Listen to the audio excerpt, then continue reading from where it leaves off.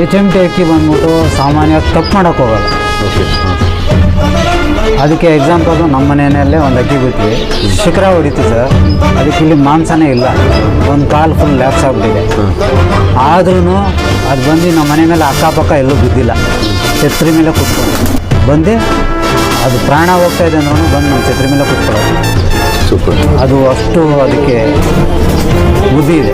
H M T ಅಕ್ಕಿಯಲ್ಲಿ ಅದೇ special. ಹೌದಾ? ಚೋರಿ, ತುಂಬ ಚೋರಿ ಅದು ಅಕ್ಕಿ. ಇಲ್ಲಿಂದ ನಮ್ಮ ಪಟಾಲ್ ಬಿಟ್ಟಾಗ ತಪ್ಪಿಸ್ಕೊಂಡು ಹೊಟ್ಟೋದ್ರೂ 3-4 ದಿವಸ 5 ದಿವಸ ಬಿಟ್ಕೊಂಡು ಕೂಡ ವಾಪಸ್ ನಮ್ಮ ಹತ್ರಕ್ಕೆ ಎಲ್ಲಿಂದ ಎದ್ದು ಹೋಯ್ತು ಅಲ್ಲಿಗೆ ಬಂದು ಕೂತ್ಕೊಳ್ಳೋ ಅಂಥ ಬುದ್ಧಿ ಅವ್ರಿಗೆ H M T H M T ಅಕ್ಕಿ. ಸರ್